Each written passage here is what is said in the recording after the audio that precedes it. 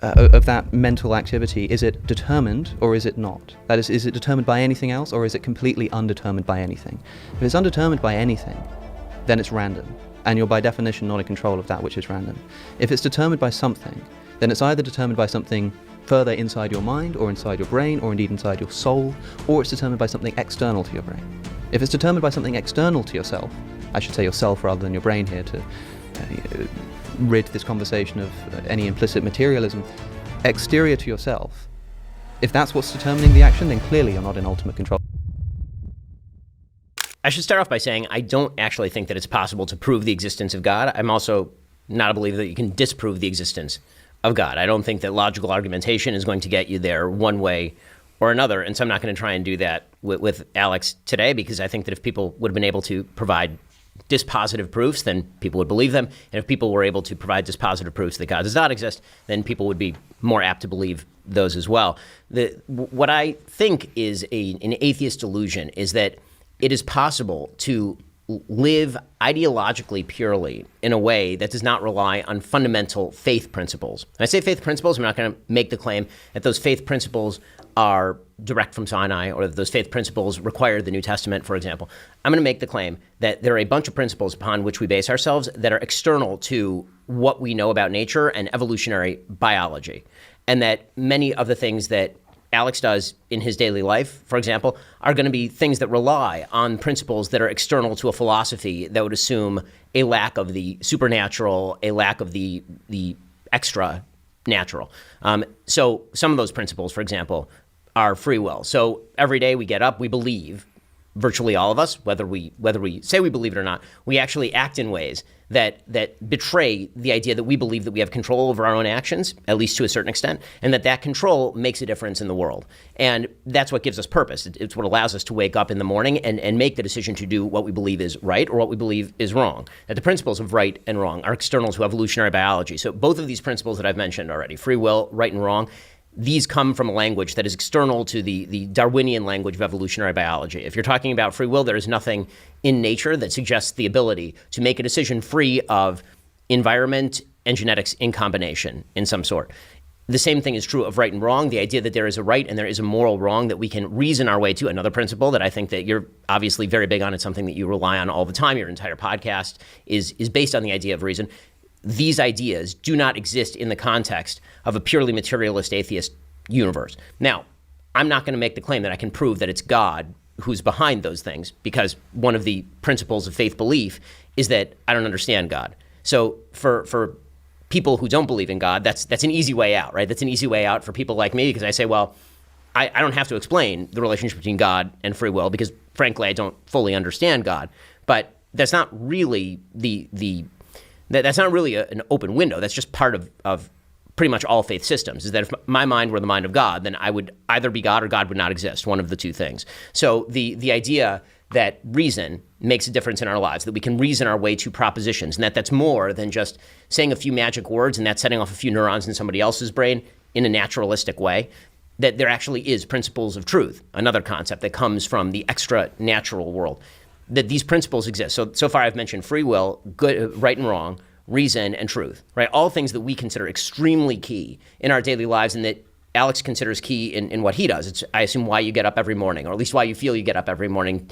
You know, what gets you up to do your podcast? It's because you want to say things that you believe are reasonable, are going to convince people to act in a better way, or I assume not a worse way, that get people to change their lives in some way in a self-motivated fashion that's not merely in a sort of Pavlovian response to circumstance and environment. So if I were going to talk about the atheist delusion, that's what I would suggest is the delusion, that an atheist can use terminology that is drawn from a world that is external to atheism for itself. And again, that's not an argument for God even. That's just an argument against atheism. Again, I think the arguments against God are fairly compelling, and I think the arguments against atheism are fairly compelling. This is one of the things that I've said to Sam Harris. And I think that the difference is that most people who believe in God have expressed doubts, and a lot of people who are atheists tend to be more religious in this way than many of the people who are God believers. Well, something's certain. We don't do cold opens or soft starts here on The Big Conversation. Ben says, free will, morality, and reason don't make sense without belief in something supernatural. That's not true. Free will is complex but real. Neuroscience shows our brains evaluate choices. Even if we're influenced by genetics and environment, we still have agency.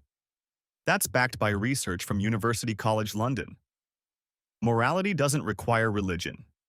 Studies by Franz de Waal show that empathy and fairness exist in other primates. These behaviors evolved to help social groups survive, long before modern religions existed. Reason and truth are based on evidence, not faith. Science works through testing, data, and logic. We've built medicine, technology, and understanding of the universe using reason alone. No divine source needed. So Ben's claim doesn't hold up. The evidence shows these values can and do come from the natural world. Let's hear what Alex has to say. The principal disagreement that I think I had with you, Ben, is that there was a subtle, or not so subtle, implication, in my view, that yes, with no God, there's no free will. But somehow having God can solve this problem. I mean, you said a moment ago that you don't think you can establish God's existence through reason alone, but assuming that you do believe in the existence of free will, you think it's a real thing that you have. Yes. And simultaneously saying that if there is no God, then free will makes no sense. Yes. That does read to me like an argument for God's existence, such that in order to either say that there is free will, in order to say that there is free will, one must believe in God. And that does strike me as an argument for God's existence. I mean, to slightly curve that, or to kind of sand off the rough edges there, I would say that the argument I made is an argument for something extra natural. Sure. Now, you can call that God or not God, but the thing that I'm making the argument for is that you cannot get from a materialist Darwinist universe to free will. That is not possible. So I know that the way you solve that is that you say that there is no free will. That's right. And what I'm saying to you is you don't act that way. I hear this all the time. People say, look, you may say there's no free will, but you don't act as though that's the case. I suppose that I'm just confused as to what it would look like for somebody to act as if they believe there was no free will. I mean, the very argument that there is no free will that I subscribe to, at least one of the various forms that it takes, is a sort of Schopenhauerian view that you can do as you will, you just can't will what you will.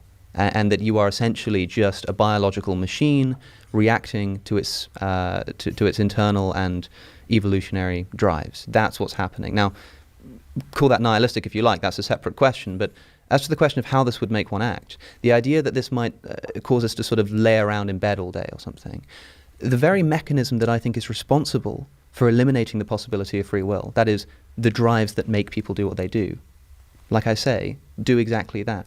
Make people do what they do. They make them get out of bed in the morning. Why do you get out of bed and go and make your breakfast if there's no free will? So you go and get breakfast because there's no free will and something is driving you to do that that's outside of your control. For sure. So to get back to the nihilism point, which you kind of put aside, so that means that this conversation is essentially worthless in any sort of real sense. I mean, effectively, we were driven here by evolutionary biology and environment to have this conversation. Everybody who's watching this is driven by evolutionary biology and environment to have a particular reaction to that thing, and ever round the cycle goes. That seems like a very purposeless life. Maybe again, I'm drawing from a realm that is not evolutionarily biologically connected. The word purpose is really, teleology obviously has been taken out of the realm of science pretty thoroughly by atheists and by many people in the sciences, although I would argue that, again, most scientists speak in the realm of teleology literally all the time, and they're borrowing language from the language of teleology, even when they're describing functions of particular body parts, right? The heart pumps blood in order to keep you alive, right? They're constantly using language that's teleological in nature. The real question that I have, and this is what goes to the question that you were asking at the beginning, before the sort of pre-question question, which was the good of religion to society. One of those goods is people believing that their free will matters and this actually is a useful thing. So I believe that it is deeply important for people in society to believe that they have the capacity to change themselves and to make different decisions than what biology would drive them to do. So you say, well, it's biology that drives you to get out of bed in the morning, which is almost Calvinist in sort of the way that it's described, right? It's like you're predestined to get out of bed in the morning, so thus you get out of bed in the morning. But the reality is that we are constantly making decisions as though those decisions make a difference in the universe. And what social science actually does tend to show is that when people believe that they have control over their own actions, then when they believe that they're capable of changing the way that they live, they do make those changes with more alacrity and in better directions than if they don't believe that. If people tend to believe in a deterministic universe, they do act worse. So it may work. This is going to be sort of Straussian in its implications, but that may work for you you're a very high IQ individual who can somehow reconcile the idea of living a very purposeful life with the idea that actually there's no purpose to anything. But for the vast majority of people, that is not actually how they live. And I would suggest that even in your daily life, you don't get out of bed in the morning thinking, man, my biology is driving me this morning to get on the bike, have a great day, the sun is shining, that's my biology doing this. And I don't think that most people who live purposeful lives, even if they believe that everything they're doing is predetermined by the world around them, by their own biology, I don't believe they actually feel that. They have to engage in what they themselves would term an illusion in order to feel a sense of purpose and meaning in their lives. Of course. Alex is right to challenge the idea that belief in free will prove its existence. Neuroscience shows otherwise. In 1983, Benjamin Libet ran experiments where participants moved their hands while tracking brain activity. The brain's motor cortex showed activity hundreds of milliseconds before the person reported choosing to act. Later studies, like those by John Dylan Haynes in 2008 using fMRI, found that researchers could predict a person's decision up to 7 seconds before they were consciously aware of it. That directly supports Alex's point. We don't will our will. Our decisions are shaped by unconscious brain processes influenced by genetics, environment, and prior experience. Ben also says that not believing in free will leads to purposelessness, but that's not what the research says. Studies from Yale and University of Arizona show that people who understand determinism can still find meaning and motivation, especially when they focus on long-term goals, values, and social impact. In short, we don't need to believe in metaphysical freedom to live full, moral lives. What we need is a better understanding of how we work, and that's exactly what science gives us. Of course, but that's what the evolutionary process, in my view, in my worldview, I should say, has done so well, is provide precisely that illusion. I mean, it's not as that, I mean, you say, look, you don't get out of bed in the morning thinking, gosh, you know, look at my biological My neurons drive. are firing, yeah. Of course not, because if I did, then the whole evolutionary purpose that this illusion serves would fall away. I mean, you say that this is a fairly purposeless life, and perhaps the implication is that it's a bit of a depressing one. I didn't come here to inspire optimism in people. I just think it is in fact the case. By the way. It is in fact the case that free will doesn't exist, and we may feel very nihilistic towards that, but as a wise man once said, facts don't care about your feelings. And I will say that the argument against free will, in my view, is based upon something broader than just scientific analysis or empirical research. Rather, we can build an argument, I think, from a law of logic, the proposition that P must either be true or false, and it can't be both, it can't be neither. It has to be one or the other. Now, this law of the excluded middle, one of the foundational precepts of philosophy, we can simply ask a question of any kind of mental activity, and this will be regardless of whether it's material or immaterial. That's what makes this a crucial argument, and an important one, a pertinent one, is that you can ask of that mental activity, is it determined or is it not? That is it determined by anything else, or is it completely undetermined by anything? If it's undetermined by anything, then it's random, and you're by definition not in control of that which is random. If it's determined by something, then it's either determined by something further inside your mind, or inside your brain, or indeed inside your soul, or it's determined by something external to your brain. If it's determined by something external to yourself, I should say yourself rather than your brain here to rid this conversation of any implicit materialism, exterior to yourself, if that's what's determining the action, then clearly you're not in ultimate control of that action. If it's something inside of yourself somewhere, then all you do is push the problem back and you ask the question again, is that thing determined or is it indeterminate? So indeterminate, it's random. Determined, you keep going back until you either terminate in something outside of the self, something, or I suppose something undetermined and therefore random, either of which you are completely out of control in. If you say that it terminates in something like a soul, people like to do this. They say, well, look, with a religious philosophy, we have the benefit of introducing a soul. That doesn't solve anything. Because you still need to, it's not a matter of having to explain the mechanism by which the soul brings about actions. That may well be a mystery.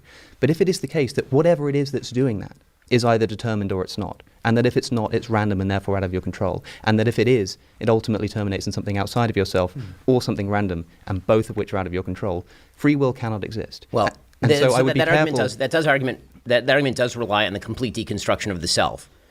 Right? I mean, you're using the term self in this argument in, I think, a couple of different ways. You're saying something outside yourself, but then you're breaking down the self into a bunch of separate components as though the self is a computer. right? So if you took the self and you broke it down into a machine, and there's like the microchip, and you've got the processor, you've got all these different parts of it. So it has to be coming from here, or it has to be coming from here. But I think the very idea that we have of ourselves as selves is as a deciding being. And so the attempt to carve that down into, so which parts of the deciding being, that is an avoidance strategy. So I don't think that the argument quite holds. Well, if we can call the self just a deciding being, call it a deciding being, then that sort of fundamental assumption that we make about the nature of the self, I don't think is going to be incompatible with atheism. How so? Because we're talking about what the self is here. I mean, atheists believe in the self. Everybody believes in the self. Well, no, that's not. I mean, that I find difficult to believe. Why would an atheist believe in the self? The self is a series of non-deciding mechanisms, as you've described. I see that your view of the self is an atheist view of the self, a meatball wandering through space, as I've put it somewhat colorfully. The sort of Spinoza idea that you're a stone that's been thrown, and you can comprehend that you've been thrown, but you're a stone that's been thrown, and that's just the way that it is. Why would there be in atheist philosophy such a thing as a deciding self? The deciding self, the deciding being, is external to the idea of an evolutionary cause, because the very word deciding suggests uncaused decision making, and you've just excluded it through your own philosophy. Uncaused decision making, I suppose, is a concept that I think is unintelligible, and therefore, if there is an unintelligibility of the self on atheism, I suppose the thrust of the criticism that I made to essentially every point you made in that video, except for the argument from motion, is that what you're saying to me, if it applies to atheism, I think simultaneously applies to theism as well. How so? An uncaused decision. I mean, what is the process by which a decision is made? But now you're falling into the same sort of argument that I excluded at the beginning, which was, I said that the beauty of religion is that there's a bunch of stuff I don't understand. So I can't explain to you how the uncaused self makes decisions. Well, then I can't explain to you how the uncaused self exists on an atheistic But you have a framework. burden and I don't. Meaning that I don't think that's the case. You do, though. I mean, the simple fact is that you are the one who's claiming that a reasonable materialist universe is the cause of all. And so if that's the case, you do have to explain the mechanism in a way that I certainly do not. My entire philosophy rests on the positing of an entire realm of things I don't understand in terms of their interaction with the world. Now, as I said at the very beginning, that leaves me a giant escape hatch. I'm not going to pretend that that's not a giant escape hatch. It acts in practice as a giant escape hatch. It also tends to act as a fundamental principle of faith, right? Again, in every moral realm, right? When you get to the problem of good and evil, right? One of the big questions is, well, how can God allow evil to take place in the world? And the fundamental religious answer, as it has been for thousands of years, is my mind is not God's, which is a giant escape hatch. It also happens to be true from a religious point of view. So if I may, that there are two sort of escape hatches here. There are two appeals to mystery going on here. And it seems to me that what you're saying is something along the lines of my simple appeal to mystery here is disallowed in the way that you're allowed to appeal to this mystery because I'm the one making the claim. I think that not because I'm the one making the claim, but because I'm the one with the burden. In the context of this discussion, sorry, I'm missing the who's the you and the who's the I in yes. a sense, but yes. I see what you mean. I'm speaking for myself there. Sorry. If in the context of this discussion, this began the subject which I think is the first one you bring up in this video, free will. Here's this thing that I think exists, and on the basis of its existence, think entails the existence of a God, or at least points to the existence of a God. I shouldn't say entail. And then when I say that I don't think that the concept of free will is intelligible, and you say, well, how is it intelligible on atheism? And I say, I'm not sure it is, but it's not on theism either. And you say, well, there's my escape hatch. I can appeal to mystery. I don't think the burden is on me there. I think you were the one who's making the claim that free will does exist, that there is this mysterious property of the universe actually, that's that not escapes this determined or indetermined dichotomy. And then when I say that this is unintelligible to me, and based on what I see to be fundamentally appeal to a law of logic, suddenly I'm the one making the claim. I'm the one with the burden who has to do the proving. No, the actual claim that Alex's final point is clear. If we can't explain free will in naturalistic terms, that doesn't make religion right. It just means no one has a full answer. But unlike Ben, Alex doesn't hide behind mystery. Ben openly admits he can't explain how the soul produces decisions and simply says, that's the beauty of religion. But that's not an answer. That's giving up on the question. What Alex does instead is break the problem down using logic. If your actions are determined, you're not free. If they're random, you're not in control. Either way, true free will doesn't exist. This isn't just opinion. It lines up with neuroscience and philosophy. In fact, modern thinkers like Galileo, Spinoza, and Schopenhauer, as well as current philosophers like Dirk Pereboom and Sam Harris, have shown that free will, as commonly understood, collapses under scrutiny. Ben's claim that religion helps society by giving people the illusion of control may seem comforting, but it's built on shaky ground. Social stability shouldn't depend on false beliefs. We can build meaning, morality, and accountability on science, empathy, and reason, without needing to pretend we're metaphysically free. So, is religion good for society because it preserves belief in free will? Or is that just a crutch, used when better tools exist? What do you think? Does truth matter more than comfort? Let us know in the comments. If you enjoyed this breakdown, like, subscribe, and hit the bell so you don't miss the next deep dive.